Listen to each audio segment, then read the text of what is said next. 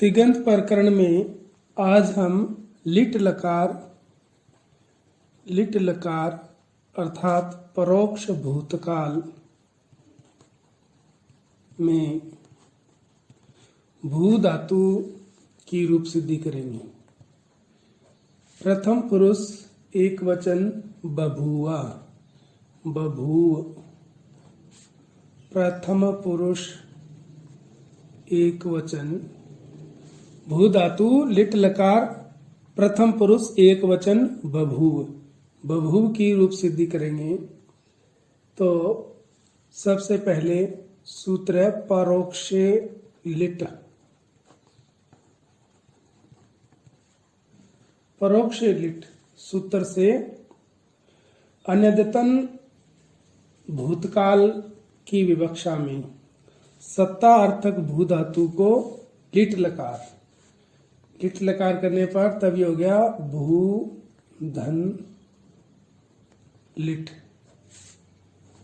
परोक्ष लिट सूत्र से परोक्ष भूतकाल की विवक्षा में अन्यद्यतन भूतकाल की विवक्षा में सत्ता अर्थक भू धातु को लिट लकार। अब लिट के अनुबंधों का लोप कर लेंगे। लिट के अनुबंधों का लोप कर लेंगे। तय की हलंत्यम से इत संज्ञा हो जाएगी और लय में जो ई है उसकी उपदेश से अजनुनासी के इत से इत संज्ञा और तस्य लोप से लोप हो जाएगा। तो लिट के अनुबंधों का लोप, अनुबंध का लोप कर लिया तो टय और ई की संज्ञा होकर लोप हो गया तो बच गया ल, तो भूधन ल, ये हो गया। अब इसके बाद में लह परस्मयी पदम सूत्र से लह परस्मयी पदम सूत्र से लकार के स्थान पर परस्मयी पद के प्रत्यय और लकार के स्थान पर परस्मयी पद के प्रत्यय आदेश और तिप्तस झी सूत्र से प्रथम पुरुष का एक वचन है तो प्रथम पुरुष के एक वचन की विवक्षा में लकार के स्थान पर तिप प्रत्यय आ गया तो लकार के स्थान पर यह हो गया तिप, भूधन तिप, ये हो गया भूधन तिप। अब सूत्र है परस्मयी पदानाम, परस्मयी पदानाम नल अतुस उस थल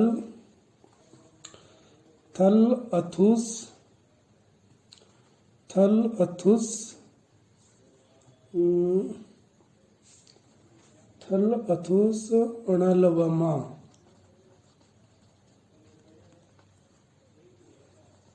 ये सूत्र है। परस्मयी पदानाम लिट लकार के जो परस्मयी पद के प्रत्यय हैं तिप तस जी आदि, इनको णल अतुस उस थल अथुस णल व और मैं, ये आदेश होते हैं कर्मशः। यानी तिप तस जी, ये जो नो प्रत्यय है तिप तस जी सिप थस था मिप वस मस, इन नो के स्थान पर कर्मशः ये नो प्रत्यादेश हो जाएंगे। णल अतुस उस थल अथुस णल व और मा, ये नो प्रत्यय इन नो के स्थान पर आदेश हो जाएंगे कर्मशः। तो कर्मशः तिप है, तिप के स्थान पर सबसे पहले क्या नल आदेश हो जाएगा। तो सूत्र से लिट स्थानीय जो परस्मयी पद तिप के स्थान पर नल आदेश हो जाएगा। नल हो गया तो ये हो गया भू धन नल, न और ल, नल। तिप के स्थान पर लिट, ये लिट लकार के प्रत्यय आदेश हो जाएंगे। लिट स्थानीय प्रत्यय नल हो गया, नल तिप के स्थान पर हो गया नल। अब ये जो नल है इसमें इनकी णय की तो टैवर्ग का है तो चूटू से टैवर्ग के णय की संज्ञा हो जाएगी णय की, और हलंत्यम से लय की हो जाएगी अंतिम हल है, और तस्य लोप से दोनों का लोप हो जाएगा। तो चूटू से णय की इत संज्ञा और लय की हलंत्यम से सूत्र से लय की इत संज्ञा, और तस्य लोप से दोनों इत संज्ञकों का लोप। तस्य लोप से दोनों इत संज्ञक, दोनों णय और लय, णय व लय, इन दोनों णय और लय, इन दोनों इत संज्ञकों का लोप हो जाएगा। इनका लोप कर दिया तो यहाँ पर क्या बचा, भू धन, णय चला गया तो बच गया अ, और लय की इत संज्ञा होकर लोप हो गया, णय और लय का लोप होने के बाद अ बच गया, तो भू धन अ, ये स्थिति बन गई यहाँ पर। अब इसके बाद में एक सूत्र है, भूवो वुक लुंग लिटो। भूवो वुक लुंग लिटो, ये सूत्र है। ये सूत्र कहता है कि लुंग या लिट लकार में अच परे हो, ये लिट लकार में अच है, ऐसे लुंग लकार या लिट लकार में अच परे होने पर जो भू धातु का अवयव है, भू धातु का अवयव, ये जो भू धातु इसका अवयव वुक, वुक का आगम होगा। भूवो वुक, भू धातु का अवयव वुक, वुक का आगम होगा लुंग या लिट का अच परे होने पर। तो ये लिट लकार में अच परे है, तो ये भू धातु है, इसका अवयव वुक का आगम हो जाएगा। इससे किसका आगम हो जाएगा, वुक, वुक, वुक का आगम। अब वुक में ऊ की संज्ञा हो जाएगी और कै की हो जाएगी, तो इसमें वह बचेगा। वुक में उक, ऊ इत संज्ञक है और कै इत संज्ञक है, तो ऊ और कै की इत संज्ञा होकर लोप हो गया, तो क्या बचा, वह, यानी वह बचेगा। तो भूवो वुक लुंग लिटो सूत्र से लिट में अच परे होने पर भू धातु का अवयव वुक का आगम। अब वुक का आगम करना है, भू धातु का अवयव है, किंतु इसका आगम कहां पर करेंगे, भू धातु के पहले करेंगे या बाद में। इसके लिए स्थान निर्धारण करने वाला सूत्र पहले भी आ चुका है, आद्यंतौ टकितौ की सहायता लेनी पड़ेगी। आद्यंतौ टकितौ, ये सूत्र कहता है यदि टकितौ टित है तो आदौ आदि में लगेगा, और अंतौ कितौ कित है, जो जिसका हम अवयव का आगम कर रहे हैं वो कित है, यानी कि जिसमें कै की संज्ञा हुई है, तब तो वो अंतौ अंत में लगेगा। और टित जिसमें टै की संज्ञा हुई है तो आदौ वो आदि में लगेगा जिसका अवयव। तो भू धातु का अवयव है वुक है, वुक में कै की संज्ञा होगी, ऊ की होगी, तो वह बचेगा, यानी कि कै की संज्ञा होने के कारण ये क्या हो गया, कित। कित है तो आद्यंतौ टकितौ से ये भू धातु को आगम हो रहा है, तो भू धातु के अंत में आगम होगा इसका। तो आद्यंतौ टकितौ की सहायता से कित होने के कारण, कित कै की संज्ञा ना, कित होने के कारण इसका जो आगम है वो भू धातु के अंत में होगा। भू धातु के अंत में वुक का, वुक यानी वुक, वुक में क्या बचेगा, वह, वुक का अवयव वुक यानी वह का आगम।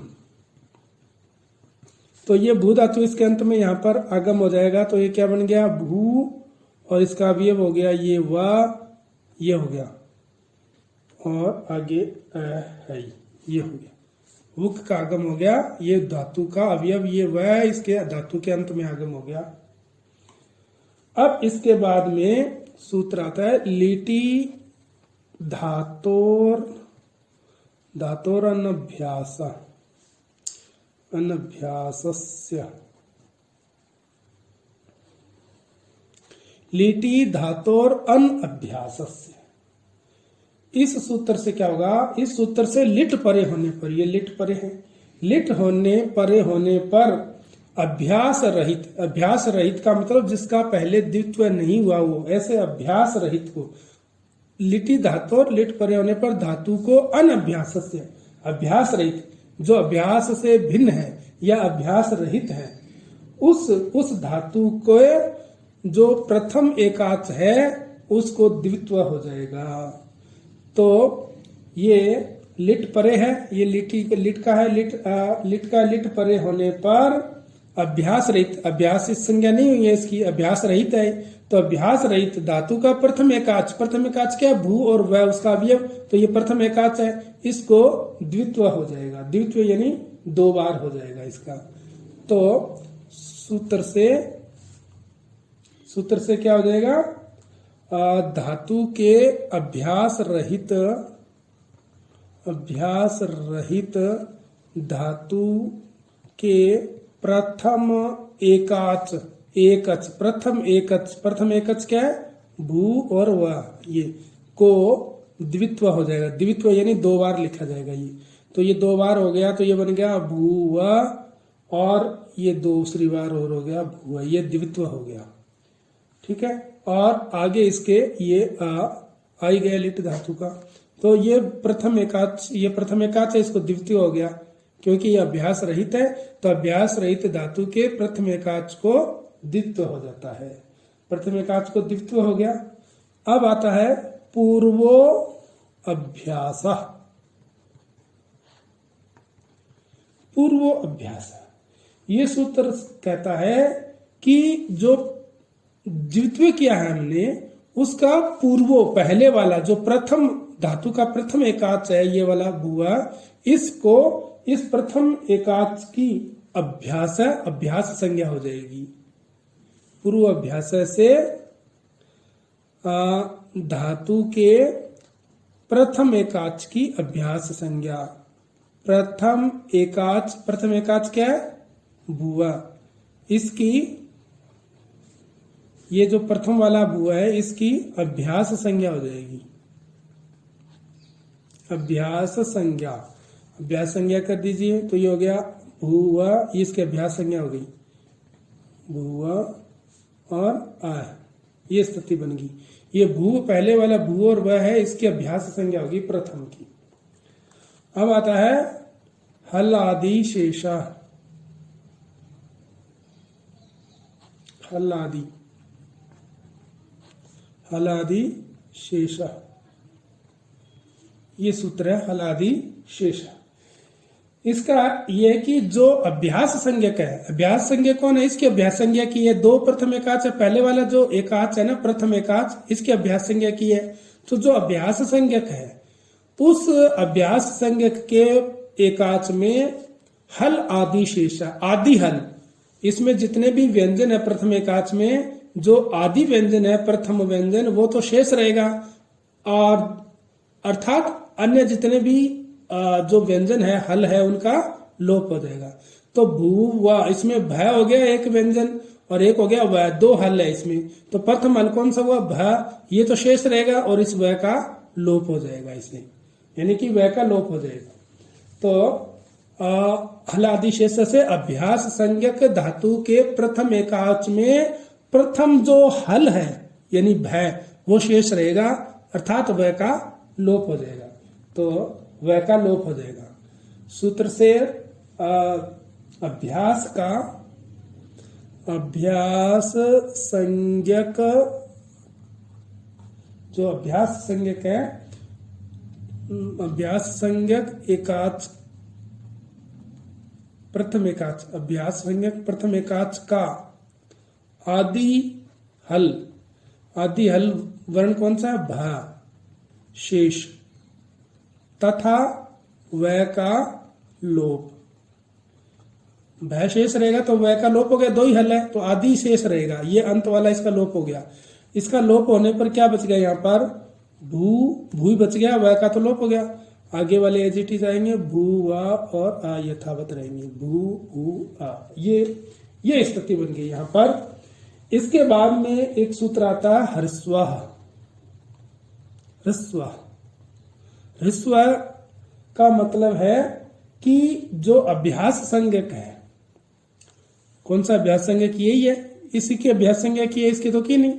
जो अभ्यास संज्ञक है, जिसकी अभ्यास संज्ञा हुई है, उसमें जो अच है, उस अच इसमें क्या उ, ये जो उ है वो ह्रस्व छोटा हो जाएगा, ह्रस्व छोटा उ हो जाएगा, मतलब ह्रस्व हो जाएगा वो। तो अभ्यास के ह्रस्व सूत्र से अभ्यास के अच, अभ्यास का अच क्या है? ऊ, ये जो ऊ है को हरिस्व है। हरिस्व का मतलब छोटा ऊ हो जाएगा इसका, तो छोटा ऊ कर दिया तो क्या बन गया?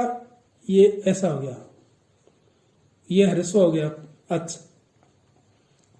बाकी जो वो यथावत ये हो गया हरिस्व।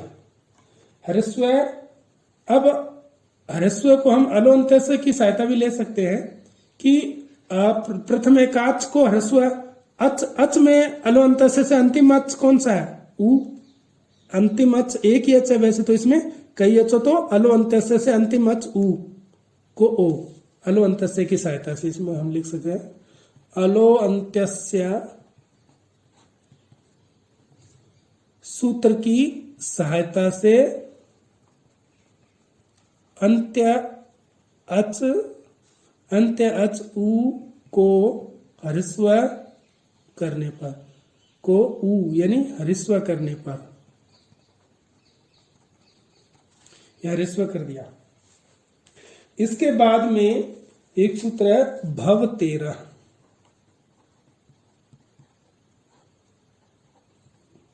भव 13 ये कहता है, भव 13 कि लिट परे होने पर धातु का जो अभ्यास है, अभ्यास संज्ञक जो ऊ है जिसको हमने हरिस्व किया है, इस ऊ को अय हो जाएगा। सूत्र से ये जो ऊ है उसको अय हो जाएगा, भा व आ अय हो जाएगा। सूत्र से लिट परे होने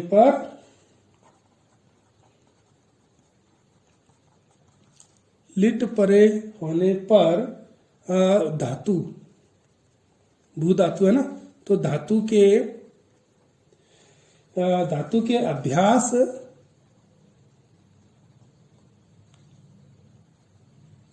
के अभ्यास हरिस्व, अभ्यास हरिस्व क्या है?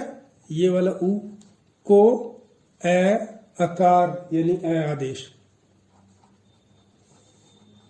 तो इस ऊ की जगह ए हो गया, तब क्या बन गया? ये भय बन गया,